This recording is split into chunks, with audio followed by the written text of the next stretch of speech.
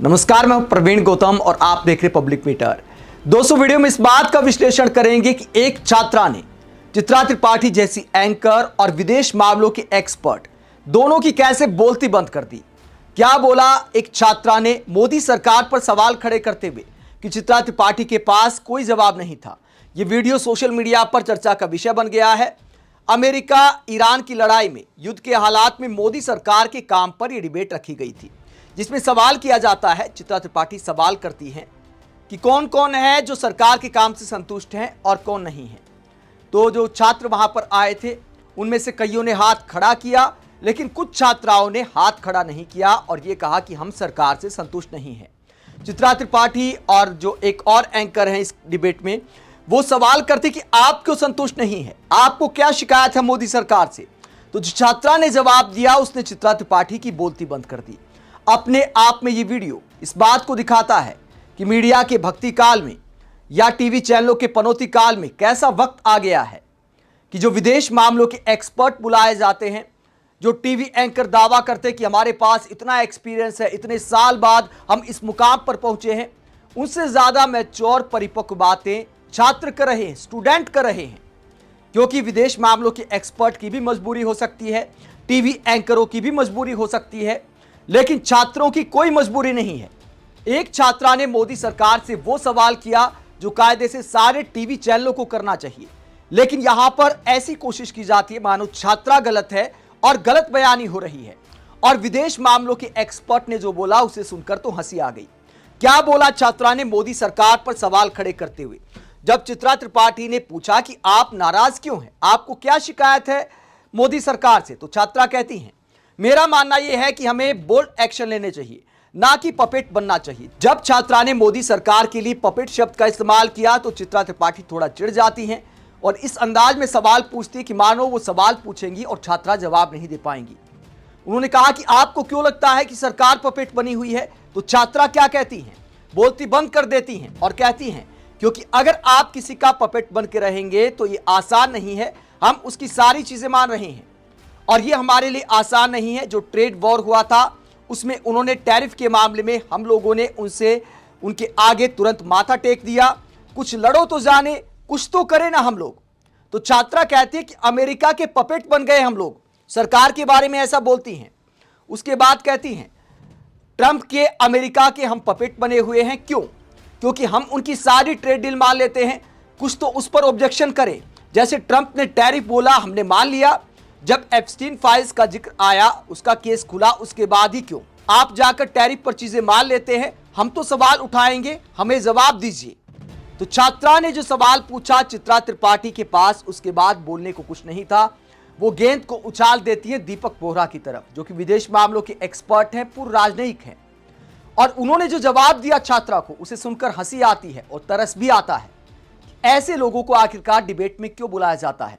क्या ऐसे एक्सपर्ट होते हैं जिन्हें देश के स्वाभिमान की कोई परवाह नहीं है? क्या जवाब दिया दीपक बोहरा ने, ये आप देखिए। एक तरफ तो ऐसे लोग ये भी दावा करते हैं कि मोदी जी की दुनिया में पूछ हो रही है, मोदी जी विश्वगुरु बन गए हैं, मोदी के बिना पत्ता भी नहीं हिलता। और छात्रा को जवाब देते हुए क्या कहते हैं, आपने कौटिल्य का नाम सुना, चाणक्य का? उसने कहा था अंतर्राष्ट्रीय मामलों में भिड़ने से पहले दूसरे की ताकत नाप लीजिएगा। आपका क्या ख्याल है, हम अमेरिका के सामने खड़े हो सकते हैं? आपको यह मालूम है? तो दीपक बोहरा सवाल करते हैं कि क्या हम अमेरिका के सामने खड़े हो सकते हैं? अमेरिका की ताकत का यहां पर गुणगान करते हैं, तो क्या गलत के खिलाफ खड़े नहीं होना चाहिए? अगर आप गलत के खिलाफ खड़े नहीं हो सकते तो क्या गलत के पाले में भी हमें दिखना चाहिए? और अमेरिका के सामने क्यों नहीं खड़े हो सकते? क्या भारत में पूर्व में किसी सरकार ने अमेरिका के सामने खड़े होने की हिम्मत नहीं दिखाई? क्या उन्हीं के अंदाज में जवाब नहीं दिया? डॉक्टर मनमोहन सिंह ने ऐसा किया था, पूर्व प्रधानमंत्री इंदिरा गांधी ने ऐसा किया था, अटल बिहारी वाजपेयी ने ऐसा किया था। जब परमाणु परीक्षण किए थे, अमेरिका ने बहुत सारे प्रतिबंध लगा दिए। वाजपेयी की सरकार ने कह दिया कि भैया लगाओ तो लगाओ, हमारी अपनी संप्रभुता है, हम अपने हिसाब से अपनी सुरक्षा के लिए कदम उठाएंगे। वाजपेयी सरकार के अलावा 1971 के युद्ध में इंदिरा गांधी ने अमेरिका को दो टूक बोल दिया था कि अगर पाकिस्तान का साथ देना है तो दीजिए, हम किसी से घबराते नहीं हैं, हम किसी का हुक्म नहीं मानेंगे, और पाकिस्तान के दो टुकड़े कर दिए। अमेरिका की धमकी के बाद इंदिरा गांधी ने क्या बोला था, आप हमारे दोस्त हैं, मालिक नहीं। तो बहुत सारे प्रधानमंत्रियों ने ऐसा किया है। लेकिन मोदी सरकार में क्या हो रहा है? मजाक उड़ाया जाता है। ट्रंप के मंत्रियों ने मजाक उड़ाया।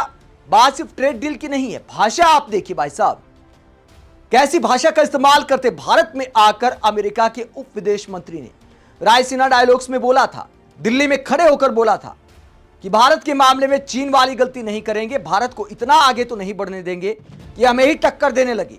अगर ऐसी भाषा का इस्तेमाल, ऐसे इरादे अमेरिका के हैं तो साफ तौर पर अमेरिका हमारा सगा तो नहीं है। तो कम से कम जो औपचारिक चीजें होती हैं उसमें तो ऐसा नहीं दिखना चाहिए कि हम अमेरिका के पाले में पूरी तरह खड़े हैं। जैसे खामनेई की मौत हुई तो वहां पर निंदा बहुत सारे देशों ने की, यहां तक अमेरिका के पिट्ठू पाकिस्तान ने भी की। तो क्या पाकिस्तान का अमेरिका ने कुछ बिगाड़ लिया? पाकिस्तान के प्रधानमंत्री की पोस्ट को रिपोस्ट कर रहे हैं, पाकिस्तान को बिचौलिया बनाने की कोशिश की अमेरिका ने। तो क्या अमेरिका पाकिस्तान से नाराज हो गया?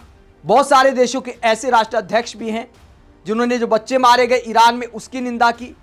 तो क्या अमेरिका ने उनका कुछ बिगाड़ लिया? तो दीपक बोहरा आखिरकार कहना क्या चाहते हैं? क्या अमेरिका की ताकत के सामने अपनी संप्रभुता को भूल जाएं? भारत 140 करोड़ से ज्यादा आबादी का देश, क्या उसका कोई वजूद नहीं है? क्या इस तरह की बातें हमें करनी चाहिए कि भैया अमेरिका ताकतवर है, उसके सामने कुछ मत बोलो? तो फिर मनमोहन सिंह को मौन मोहन क्यों कहते थे बीजेपी के नेता? क्यों प्रधानमंत्री ने ऐसे गाने बनाए कि मैं शीश नहीं झुकने दूंगा, मैं ये नहीं झुकने दूंगा, मैं वो नहीं झुकने दूंगा? मीडिया वाले आजकल गाना गाते हैं कि झुकती है दुनिया, झुकाने वाला चाहिए। अब सारा मामला एक्सपोज हो गया। अमेरिका के मंत्रियों ने जिस तरह का मजाक उड़ाया, जिस तरह ट्रेड डील को लेकर तरह तरह की बयानबाजी अमेरिका की तरफ से सामने आई, तो छात्रा ने साफ कहा कि हमें पपेट बनता हुआ दिखाई नहीं देना चाहिए। और एक्सपर्ट कहते भैया ताकतवर है अमेरिका। ऐसे लोगों को एक्सपर्ट किसने बनाया? अपने देश की भी संप्रभुता होती है। ऐसे लोग टीवी चैनल पर एक्सपर्ट ओपिनियन देने नहीं आते, मोदी सरकार की चापलूसी करने जाते हैं। शायद इसीलिए ऐसे ओपिनियन देखने को मिलते हैं कि हर हालात में सरकार को डिफेंड करना है, मोदी जी जो करे वो सही है। तो ये चाणक्य नीति नहीं है, ये मोदी नामा है। मोदी नामा के रास्ते पर ही ऐसे एक्सपर्ट टीवी चैनलों की डिबेट में जाते हैं और जानबूझकर ऐसे लोगों को ही बुलाया जाता है ताकि विपक्ष के एकाध प्रवक्ता के अलावा सब लोग मोदी जी की तारीफ करते दिखाई दें। ऐसे में एक छात्रा ने जो आईना दिखाया है वो इस बात को दिखाता है कि एक्सपीरियंस वाले पत्रकारों से ज्यादा और विदेश मामलों के एक्सपर्ट से ज्यादा अब स्टूडेंट बिंदास बोलते हैं, उनके जो विचार हैं वो कहीं ज्यादा परिपक्व नजर आते हैं। और ये मीडिया के लिए वाकई दुर्भाग्यपूर्ण स्थिति है। आप इस पूरे मुद्दे को लेकर क्या सोचते हैं? कमेंट बॉक्स में अपनी राय जरूर दें, साथ ही चैनल को सब्सक्राइब भी करें। नमस्कार।